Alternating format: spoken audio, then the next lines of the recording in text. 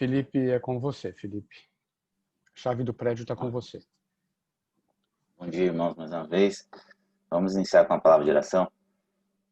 Pai bendito, Pai querido, Deus maravilhoso, Deus bondoso, Deus criador de todas as coisas, graças te damos por mais esse dia, por mais esse privilégio, Senhor Deus, de estarmos vivos e podemos estar firmando a nossa fé em Ti. O Senhor nos ajude, nos dê força e nos auxilie neste dia, que possamos estar andando em retidão, conforme a Tua palavra, que possamos estar aproveitando as oportunidades de falar da Tua palavra, que possamos estar criando oportunidades, Senhor Deus, de falar de Ti. Graças te damos por tudo que tem feito, porque o Senhor é fiel, porque nunca falta nada em nossas vidas, porque mesmo diante das adversidades, o Senhor tem nos abençoado, nos suprido, nos confortado. Pedimos também que o Senhor coloque a Tua mão poderosa sobre a vida de cada um que está sofrendo com a enfermidade, aqueles que estão sofrendo porque perderam um ente querido, aqueles que estão encarcerados, estão desempregados, que o Senhor possa estar confortando a cada um desses. Graças te damos por tudo, Senhor Deus, também abençoe-nos ainda nesse período de pandemia, que possamos estar nos cuidando, que o Senhor possa estar também protegendo a cada um que precisa se expor e tentar voltar às suas normalidades, que em tudo, Senhor Deus, possamos estar agindo conforme a Tua vontade, não conforme as nossas vontades, que possamos estar tendo humildade e sabedoria para aceitar a Tua vontade em nossas vidas. Graças te damos por tudo, nos abençoe neste momento e que o Senhor possa estar sempre aceitando nosso louvor, se for do Teu inteiro agrado. Graças te damos por isso, é isso que eu lhe peço, agradeço, no precioso Seu Filho Jesus Cristo. Amém.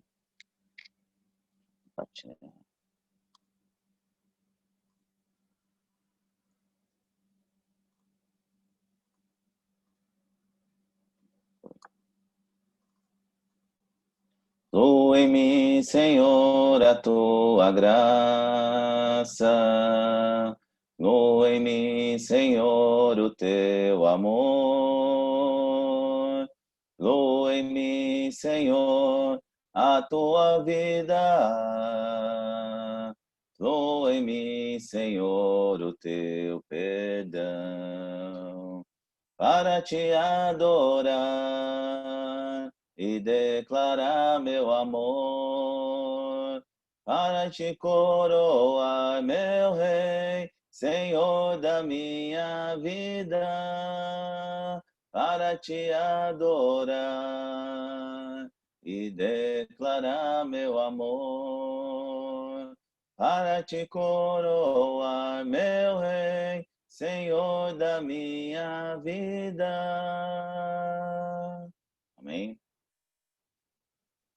Meu Senhor desceu dos céus e deu a salvação. Glória, glória, cantam lá nos céus. O Senhor valeu, que satisfação.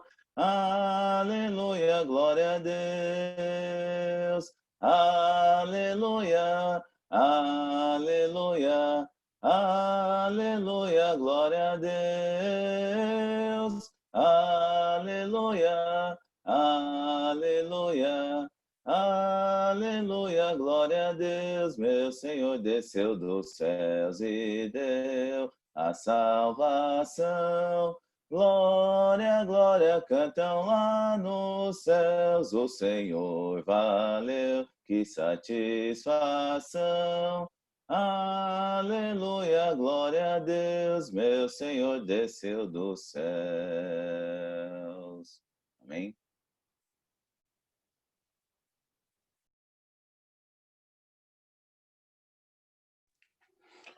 Bom dia, irmãos, para quem eu ainda não cumprimentei.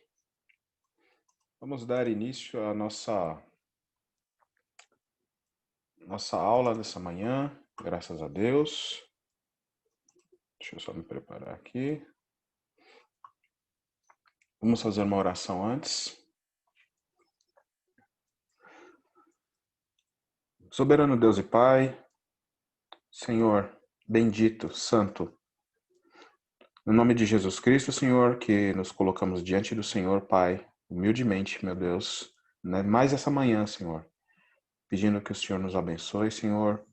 Nos abençoe com a riqueza do conhecimento da sua palavra, a riqueza do conhecimento da vontade do Senhor para o ser humano, Senhor, e a riqueza também do conhecimento, Pai, da eternidade, Pai, que o Senhor nos levará para viver junto com o Senhor, Pai. Obrigado, Senhor, por deixar na sua palavra, Senhor, escrita as partes, os processos que o ser humano passa, Senhor, até chegar, enfim, ao descanso junto ao Senhor, Pai, a nosso Senhor Jesus Cristo, Senhor. Obrigado, Pai, pois esse tipo de estudo serve para nos encorajar, Senhor, e ver que logo mais ali na frente, Pai, teremos refúgio, teremos descanso, Pai, dos pesares dessa vida. No nome santo de Jesus, pedimos que o Senhor nos abençoe e que o Senhor nos guie, Pai, nesse estudo, humildemente, Pai, para que possamos aprender e compreender mais da sua palavra. No nome de Jesus que nós pedimos e agradecemos ao Senhor. Amém. Deixa eu ver aqui. Isso aqui. Só fazer uma relembrança básica, né? A gente já está chegando no finalzinho, né, gente? Tá aí. Não, peraí, ele não entrou a apresentação. Deixa eu tirar. Stop share. Peraí que ele não entrou. Não sei por quê. Deixa eu ver aqui.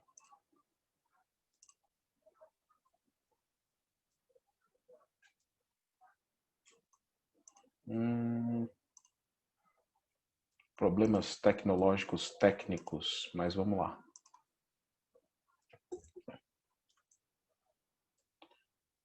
Não é nem revisar, né?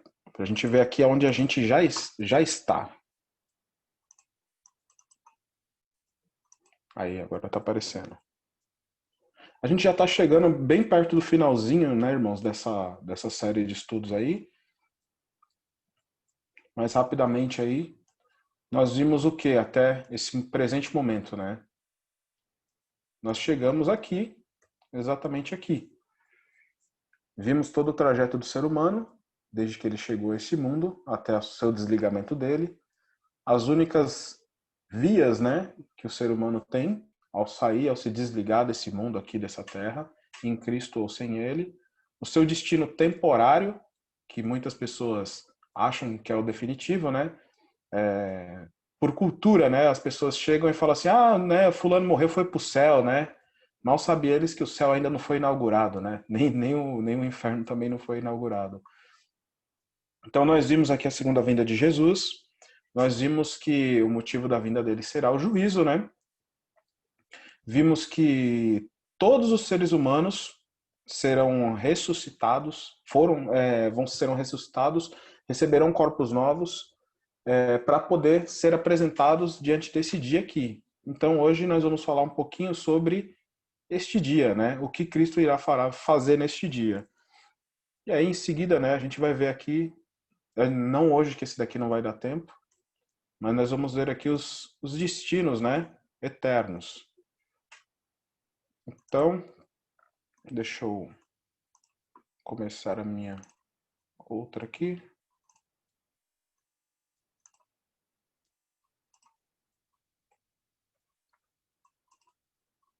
Que é o de costume.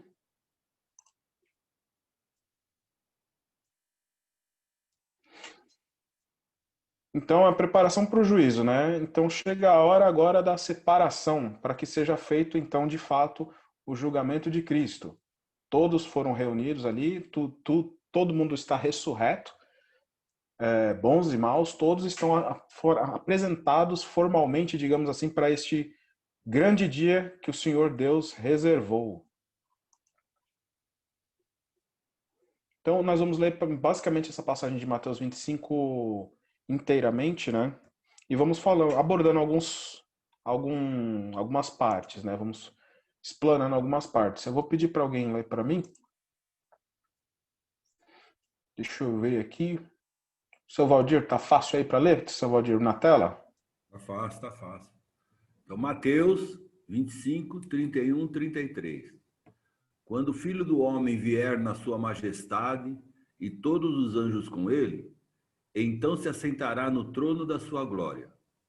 Todas as nações serão reunidas em sua presença, e ele separará uns dos outros, como o pastor separa as ovelhas dos cabritos. Porá as ovelhas à sua direita e os cabritos à sua esquerda. Então o rei dirá aos que estiverem à sua direita: venham, benditos de meu Pai, venham herdar o reino que está preparado para vocês desde a fundação do mundo. Isso. Então, um pequeno detalhe que nós já vemos, né? Pequeno grande detalhe. Todos os anjos também vão vir junto com Jesus, né? Então essa será uma grande comitiva, ou seja, não só nós aqui, como nós vimos desse plano, todos aqueles que viveram aqui também serão reunidos, mas também toda a parte celestial. Todos os anjos também vão vir, vão se reunir para esse grande dia, né? Então, você imagina, irmãos, aqueles anjos, vamos dizer assim, que foram lá em Sodoma e Gomorra. Eles vão estar reunidos também para este dia. Todos aqueles que morreram desde o comecinho, desde o pecado original, Adão, Eva, Caim, Abel, todos aqueles vão estar reunidos também para esse dia de julgamento. Então, todo mundo que viveu em todas as épocas, sem escapar ninguém, em absoluto, vão estar preparados, vão ser apresentados diante de Cristo, né? E ele vai se assentar no trono da sua glória. Uma coisa que a gente vê aqui que é importante até ressaltar, né? Muitas vezes as pessoas não se atentam a este detalhe, é que esse trono, né, não é o trono que Cristo já estava sentado. Cristo ele já estava sentado à destra de Deus e reinando desde que ele ascendeu aos céus depois de 40 dias que ele esteve aqui. Esse trono aqui que a Bíblia se diz é um trono, é um posto de juiz, né, para julgar as nações. Então são duas coisas totalmente distintas aí. E também, né, o tempo da graça e da salvação se foi. Já se passou. Agora é o momento de acertar as contas, né? Como diriam alguns aí, é o momento do sal grosso, né? De comer nas costas de neguinho aí. Então ele vai separar a humanidade em duas categorias, né? Bons e maus. Você vê aí que não tem meio termo. Não tem aquele meio crente, não tem o meio mundano, não tem o que está com meio pezinho aqui, outro ali. Não tem meio termo. É aqueles que estão em Cristo e aqueles que não estão. A Bíblia diz que Cristo só vai separar nessas duas categorias. Não vai ter mais outra. No verso 34, né, a gente vai ver aí a alegria, né, a felicidade dos cristãos, né, abençoados de Deus, benditos de meu Pai. São os eleitos, chamados, justificados, que eles vão estar sendo glorificados publicamente. Vão receber aquele reino que já foi idealizado por Deus desde a fundação do mundo. Então é chegada aquela hora de tomar posse daquela promessa, né, que todos os cristãos aí anseiam desde o início da sua jornada. Passando para o próximo.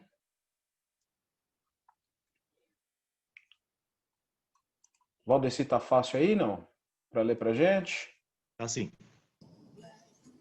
Mateus 5, 35 a 40. Porque tive fome e vocês me deram de comer. Tive sede e vocês me deram de beber. Eu era forasteiro e vocês me hospedaram. Eu estava nu e vocês me vestiram. Enfermo e me visitaram. Preso e foram me ver. Então os judeus perguntaram: Então os justos perguntaram: quando foi que vimos o Senhor com fome e lhe demos de comer? Ou com sede e lhe demos de beber? E quando foi que vimos o Senhor como forasteiro e hospedamos? Ou nu e o vestimos? Quando foi que vimos o Senhor enfermo ou preso e fomos visitá-lo? O rei, respondendo, lhes dirá: em verdade, lhes digo que sempre que fizeram a um desses meus pequeninos irmãos, foi a mim que o fizeram. Isso. Nós vemos aí, então, irmãos, que o texto ele aponta para algumas qualidades daqueles que são justos, né, diante de Deus aí, que vão ser redimidos para aquele dia. Só que é importante a gente mencionar que o texto ele não aponta que essas obras foi o que ajudou a redimir o homem, né? O que ajudou ele a se salvar, vamos dizer assim, abre aspas, a estar numa condição de salvação nesse dia de julgamento, né? Mas e sim, ele quer dizer que os regenerados, os cristãos, eles têm uma natureza diferente, uma natureza que procura viver uma vida devota a Deus, uma vida de boas obras, uma vida que é dedicada ao próximo, né? Então Cristo evidencia isso publicamente, que esse era o tipo de pessoa que ele desejava, pessoas regeneradas, né? E ele vai afirmar isso diante de todos. Então essa é a condição do ser humano que vai ser resgatado naquele dia, né? Que vai ser julgado, separado à direita de Jesus Cristo, porque ele viveu em Cristo, ele depois que ele entendeu o Evangelho, ele procurou viver uma vida em santidade, ele procurou viver uma vida em prol do próximo. Então, só para nós entendermos, né, que isso é uma condição daquele que é salvo, e não uma condição de obra que está ajudando, auxiliando aí o homem na sua salvação de alguma maneira. E vale lembrar também, né, que isso é uma linguagem, a figura de linguagem, né, os bodes e as ovelhas aí era uma figura de linguagem para judeus, para fazer uma separação mais distinta para eles entenderem, né? Como o meu querido professor Paulo Bottaro sempre falou, né? Ele fala, gente, olha, ele choca a sala de aula, ele fala, vocês sabiam que a Bíblia não foi escrita para gente? Fala para as turmas da escola da Bíblia. Todo mundo fica em choque, né? Fala, meu Deus, como é que ele está falando uma coisa dessa? Aí ele explica, né, que as figuras de linguagem são mais para os povos daquele tempo e principalmente para os judeus também. Então nós vemos aí também, né, as condições que foram dadas aí aos salvos, né, que são os benditos de Deus, abençoados, têm um reino prometido e eles vão ser anunciados publicamente como herdeiros do reino de Cristo. Agora vem a parte da chibata, a parte ruim.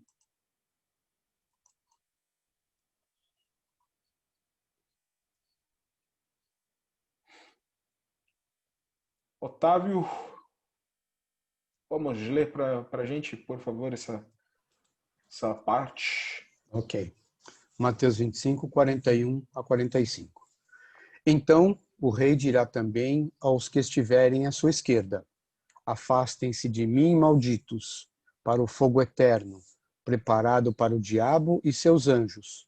Porque tive fome, e vocês não me deram de comer. Tive sede, e vocês não me deram de beber. Sendo forasteiro, vocês não me hospedaram. Estando nu, vocês não me vestiram. Achando-me enfermo e preso, vocês não foram me ver. E eles lhe perguntarão: quando foi que vimos o Senhor com fome, com sede, forasteiro, nu, enfermo ou preso, e não o socorremos? Então o rei responderá: em verdade lhes digo que sempre que o deixaram de fazer a um destes mais pequeninos, foi a mim que o deixaram de fazer.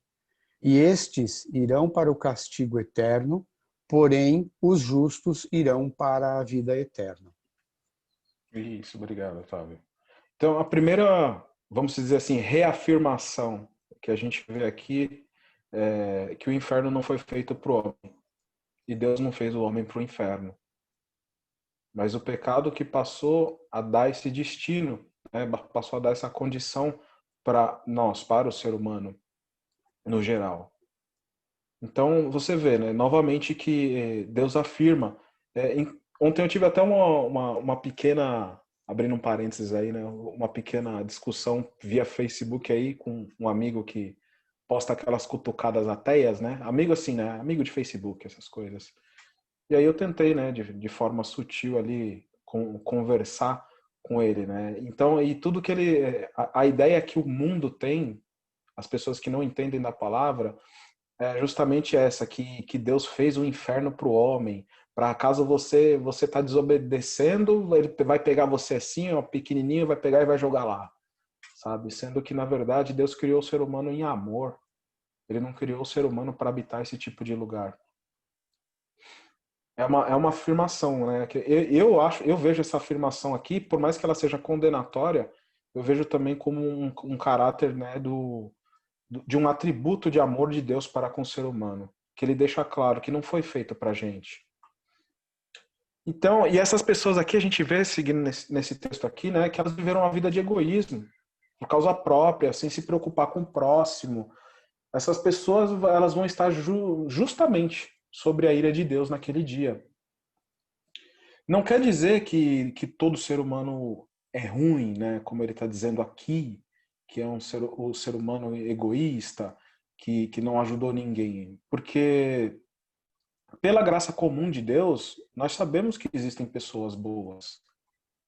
Sabemos que tem pessoas que fazem boas coisas, que fazem boas obras também na vida. Mas a diferença é que o quê? Essas pessoas, elas fazem essas coisas para ganhar mérito diante de Deus ou para si mesmo. O famoso exemplo da caridade, por exemplo, né, que dizem que é como se fosse quase que um pedágio aí, dependendo da religião, espiritismo ou catolicismo, é quase que um pedágio obrigatório para você ir para o céu, né? Perguntam quanto de caridade aquela pessoa já fez na vida, enfim. Ou também para satisfazer a própria consciência e aliviar a mesma, achando que está pagando a sua passagem, porque naquele dia vai ter gente que vai querer argumentar com isso. Vai ter gente que vai chegar e vai falar assim, mas espera aí, Deus, eu ajudei tanta gente. Espera aí, Deus, eu matei fome de gente na África. Eu fui lá ajudar, eu fui fazer o bem e tudo.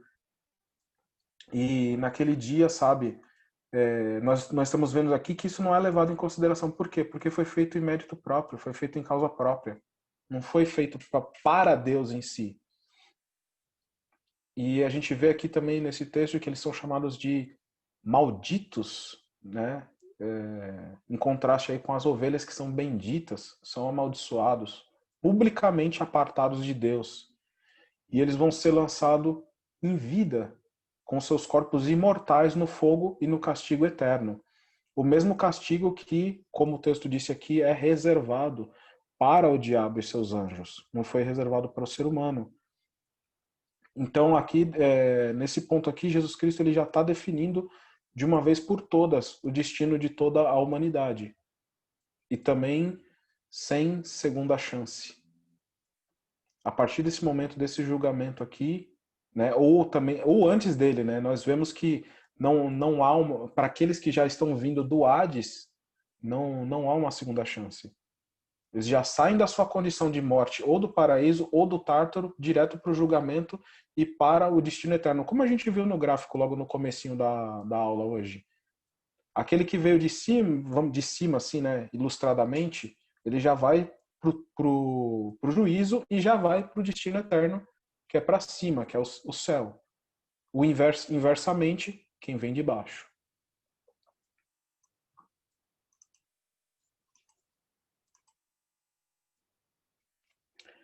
Então, uma observação que eu acho interessante a gente fazer é que, às vezes, o cristão ele entra numa zona de conforto, porque, realmente, quem pagou pela nossa salvação é Cristo. Eu não entro muito nesse mérito, irmãos, de perder a salvação, sabe? Porque eu sei que quem pagou, e muito bem pago, foi Ele. Como o próprio apóstolo Paulo fala, o que nos separará do amor de Deus? E ele coloca todas as colocações possíveis ali sobre se separar do amor de Deus. E não, realmente é praticamente impossível, vamos dizer assim. Mas tem muitos cristãos que eles caem no conforto, caem como é que eu posso dizer? Na zona de conforto. Porque ele, não, eu já tenho minha salvação em Cristo, né? Então tá tudo ótimo. Mas nós vemos que o cristão ele também vai ter que prestar contas. Entre outras coisas. Por exemplo, esse versículo. 1 Pedro 4, 17 e 18. Porque chegou o tempo de começar o juízo pela casa de Deus. E se começa por nós, no qual qual será o fim daqueles que não obedecem ao Evangelho de Deus? Se é com dificuldade que o justo é salvo, que será do ímpio e do pecador? Então você vê, não é fácil. Ó, 2 Coríntios 5:10, porque é necessário que todos nós compareçamos diante do tribunal de Cristo para que cada um receba segundo o bem ou o mal que fizer. Então, assim, não, poxa, eu estou em Cristo agora, quem pagou o preço foi Ele, tá tudo certo, eu posso ficar tranquilo, em paz, que não tem problema nenhum. Gente, não é fácil, os irmãos mais experimentados aí na fé também, né, podem dizer até melhor do que isso, né, melhor que eu sobre isso, mas não vai ser fácil chegar na linha de chegada. E não foi fácil eles estarem até aqui, firmes e intactos. Intactos não, né, firmes e de pé. Mas ninguém vai chegar intacto lá. Tem que perseverar muito, com dificuldade, que nós somos salvos, segundo o apóstolo Pedro falou aqui. E, então, vale ressaltar sim que o cristão ele tem a certeza da sua sentença. Ele tem a certeza da sua salvação. No entanto, isso não é um motivo para se acomodar e achar que ele já pode repousar em paz porque ele já entregou a sua vida a Jesus. Eu conheci durante a minha caminhada aí, algumas famílias que se acomodaram por terem recebido já a mensagem do Evangelho e não divulgaram, não trabalharam mais para o reino. Eles se contentaram em continuar congregando em círculos familiares e está tudo bem, porque eles já estão se sentindo salvos. E isso, ao meu ver, eu vejo como até um pecado diante de Deus. É egoísmo. Você receber tamanho benefício, tamanha mensagem de graça e você reter para si mesmo. Então nós também vamos ter que prestar contas do que a gente fez, né, diante do tribunal de Cristo. E também a Bíblia ela fala de que nós vamos receber também, né, galardão de acordo com aquilo que nós fizemos. Como nós vamos ver aqui nesses próximos slides, os próximos versículos. Ele retribuirá a cada um segundo a sua dedicação.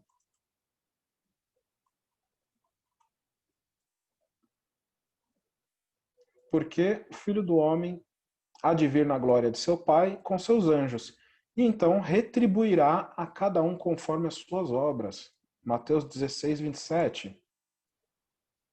1 Coríntios 3, 13. A obra de cada um se tornará manifesta, pois o dia a demonstrará, porque será revelada pelo fogo, e o fogo provará qual é a obra de cada um. E aquele velho clássico de Mateus, né? Não acumulem tesouros sobre a terra, onde as traças e a ferrugem corroem, onde os ladrões escavam e roubam, mas ajuntem tesouros no céu, onde as traças e a ferrugem não corroem, onde os ladrões não escavam nem roubam, porque onde estiver o seu coração, ali também estará o seu tesouro. Então, um ponto aqui que é curioso também, a gente vê que Deus ele é meritocrático. Salvo todos nós vamos ser. Claro, mas os textos eles apontam que as nossas obras, as nossas boas obras que nós fazemos para Jesus, para Cristo, para a igreja, de alguma maneira ele também está acrescendo bênçãos espirituais para nós nas regiões celestes.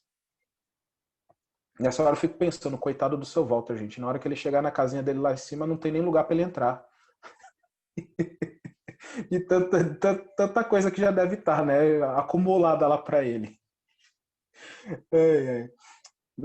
Mas é importante esse ponto a gente não confundir a salvação com galardão. Salvação todos nós vamos herdar em Cristo Jesus nos méritos dele. Mas aquilo que nós fizemos, que nós vamos fazer, até mesmo como a gente viu aqui em 2 Coríntios 5:10, pelo meio do corpo, nós vamos prestar conta.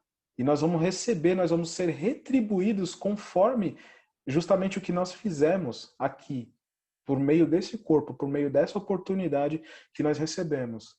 Isso também entra um pouco naquela aula que nós vimos da outra vez, sobre o corpo, né, em 1 Coríntios 15, que o apóstolo Paulo fala, né, você semeia em corrupção e você colhe em corrupção. Você semeia um corpo corruptível e você colhe um incorruptível. Então é justamente esse que é o ponto também. Nós semeamos através desse corpo, através dessa oportunidade, o evangelho, o trabalho cristão.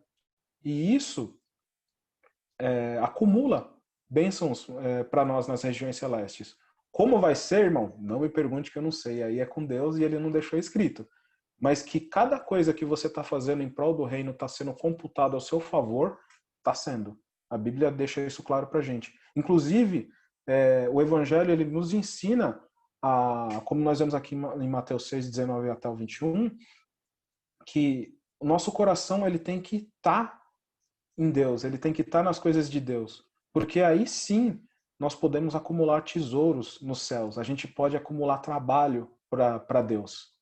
Se a gente deixa o nosso coração ser levado pelas coisas deste mundo, então nós tendemos naturalmente a trabalharmos, a vivermos a nossa vida exclusivamente para nossas conquistas materiais e físicas aqui. Então você vê como o Evangelho ele dá todo um parâmetro aí para a gente, um norte, um guia, uma bússola de como a gente prepara o nosso terreno, a nossa vida celestial. Para depois que a gente passar por esse dia aqui de julgamento, que eu me atrevo até a dizer que nós vamos tremer também naquele dia, não é só os ímpios, nós vamos tremer diante da imensidão desse evento aqui, mas nós vamos ter uma condição de salvação e vamos ter uma condição positiva ao nosso favor aqui, que é o nosso trabalho árduo, né?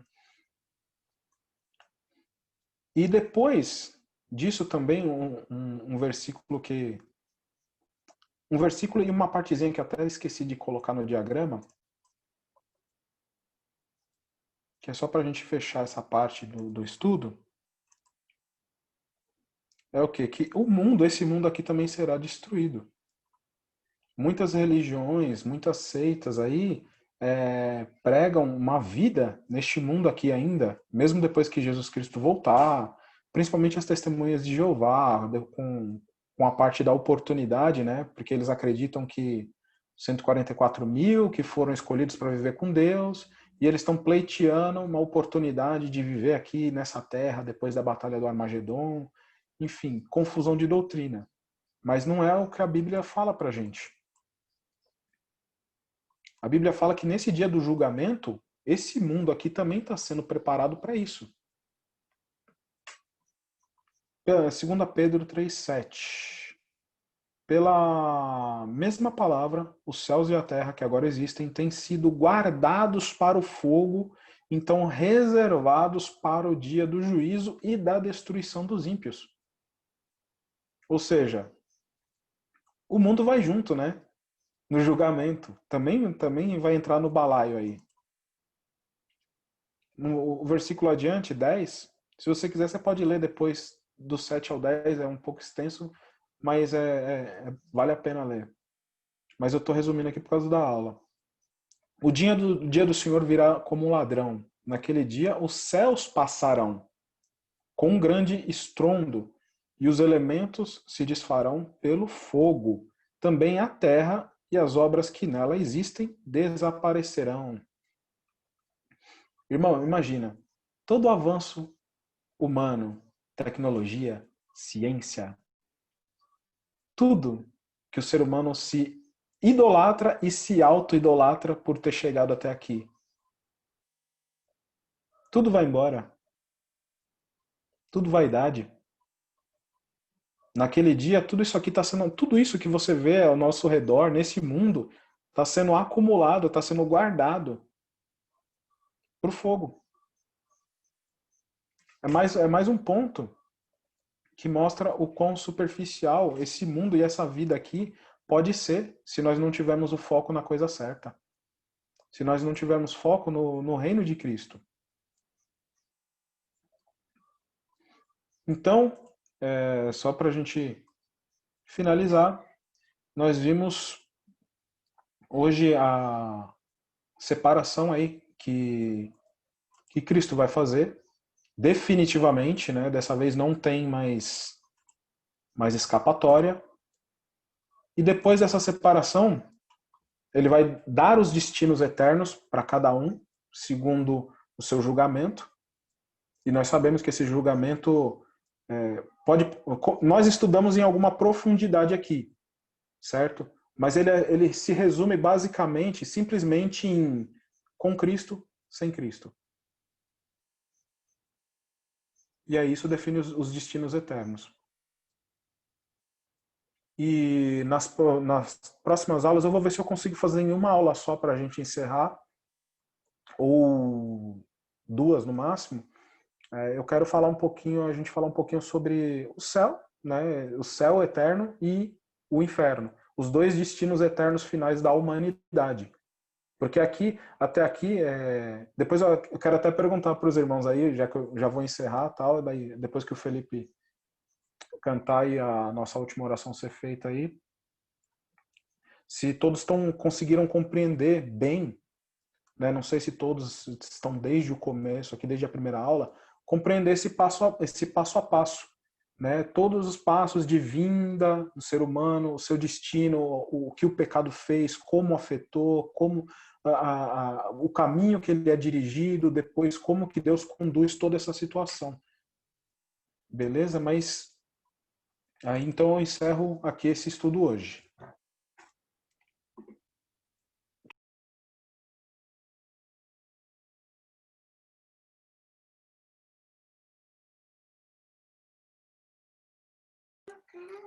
Deixa eu compartilhar aqui.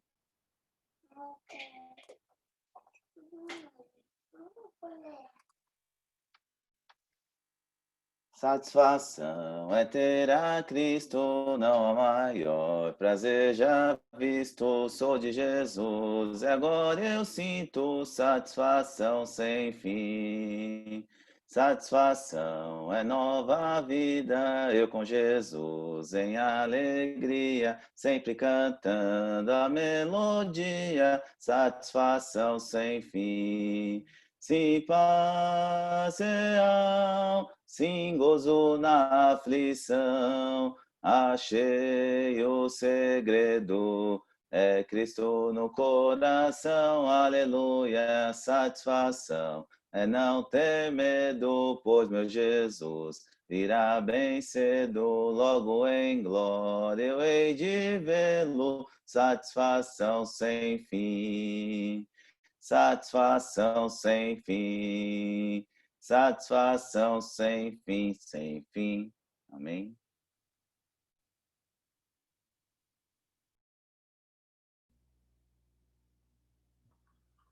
Pai, nós chegamos à Tua presença, nós te agradecemos por mais um dia de vida que o Senhor nos concedeu. Pai, muito obrigado por esse estudo que nós tivemos, que o Senhor possa abençoar nosso irmão, que ele possa sempre estar se dedicando à Tua palavra, ao ensinamento da Tua palavra. Pai, nós somos muito gratos por vários irmãos estarem se reunindo para glorificar o nome do Senhor nessa manhã. Pedimos ao Senhor que nos dê sabedoria para cada dia buscar o Senhor mais e mais. Somos muito felizes por ter o Senhor como Pai. Que o Senhor possa nos abençoar e nos guardar hoje e sempre. Em nome de Jesus, oramos e agradecemos agora e sempre. Amém, Senhor.